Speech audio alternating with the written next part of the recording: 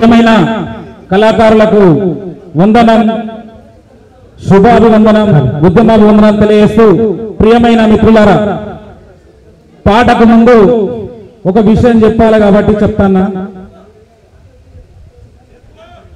Okay మిత్రులారా, మన పాటలెవడు దోచిరి, మన మూటలెవడు దోచిరి, తరతరాల త్యాగమంతా ఎవడు దాచి పెట్టిరి, ఎవడు మిమ్ముల మరిచిన తన జాతి నిన్ను మరువదు, తన గుండెల నిన్ను దాసరి, పాటే మాయే దళిత పాటే మాయే అంటారా నీ మంట ఆరాదాయే. ఆ ఆరని మంటనే నిర్మల కిషోర్ అన్న. ఎందుకోసం అంటే మేము ధూమ్ధాం చేస్తున్నప్పుడు 2008 బై ఎలక్షన్ లో మేము ఊరూరు తిరిగి పలంతాన ధూమ్ధాం ఉందని చెప్పి తిరిగి జనాలను కూడగట్టి చైతన్యం చేసే కళాబృందం మాది అన్న దగ్గర. అన్న ఏం చేస్తుందంటే వేదికలు, పెద్ద వేదికల దగ్గర ధూమ్ధాం చేస్తుండే, కానీ అక్కడ మాకు పాటలు పాడే అవకాశం వస్తుందో రాదో అనే డైలమాలో మేము ఉంటుంది.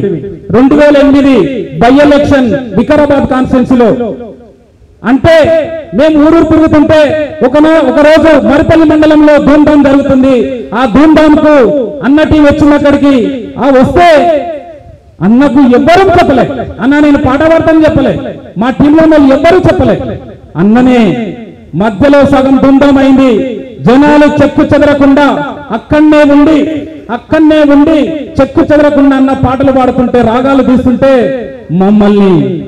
మమ్మల్ని యుద్ధభూమి కళాబృందం ఖచ్చితంగా పాటలు పాడాలని చెప్పి స్టేజ్ మీద వినిపించి మా అందరితో పాటలు పాడుతున్నటువంటి వ్యక్తి మన నిర్మల కిషోర్ అన్ననే. అదే రసమై చేసిన పని చేయకపోతుండే ఆయనకు ఈ తమ్ముడు సుందరయ్య విజ్ఞాన కేంద్రంలో మేము ప్రెస్ మీట్ పెట్టినాం.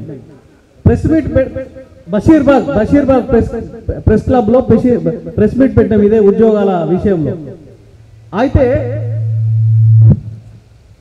బండిలో పెట్రోల్ బాటిల్ పెట్టుకొని వచ్చిండు, పోసుకొని కాలు చచ్చిపోతా అని చెప్పి, తలగవాడతా అని చెప్పి. అవి అంత ప్రెస్టేజ్లోకి వెళ్ళి అది చెప్పుకో మర్చిపోయినావా? కళాకారుల అందరి కోసం నేను పెట్రోల్ పోసుకొని కాలుతా, శ్రీకాంత చారినైతా, తెలంగాణ కోసం శ్రీకాంత చారి ఎట్లా అయిందో కళాకారుల ఉద్యోగాల కోసం నేను అట్లా అవుతా అని చెప్పి పెట్రోల్ బాటిల్ పట్టుకొచ్చుకున్నాడు తమ్ముడు.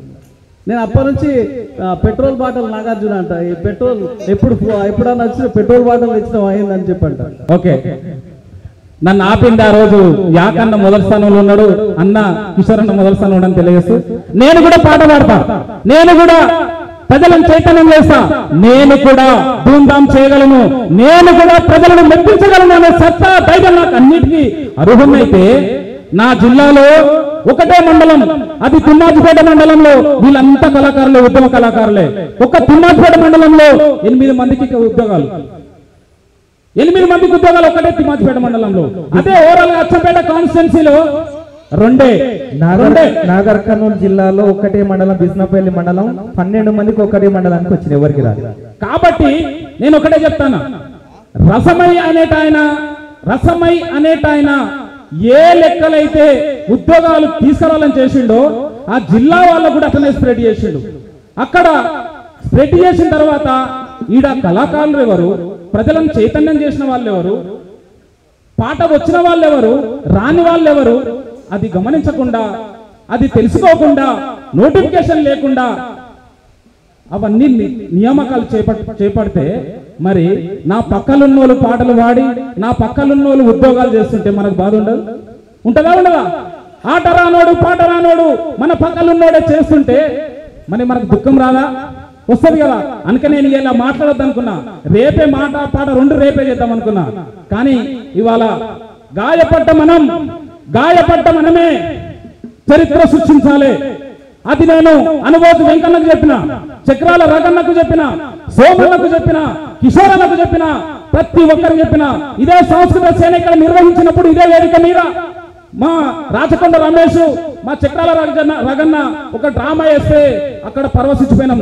తూని అమ్మ ఇంతకంటే ఇంకేం కావాలి మన సంతోషానికి అని చెప్పి ఆ ప్రభుత్వాన్ని గద్దెదించడం కోసం పనిచేయాలని చెప్పి నేను ఆ వల్ల ఆడ తీసుకున్న నిర్ణయం ఇవాళ ప్రభుత్వాన్ని కూలగొట్టే వరకు వచ్చిన మా కళాకారులం అందరం కూలగొట్టేసాం ప్రభుత్వాన్ని.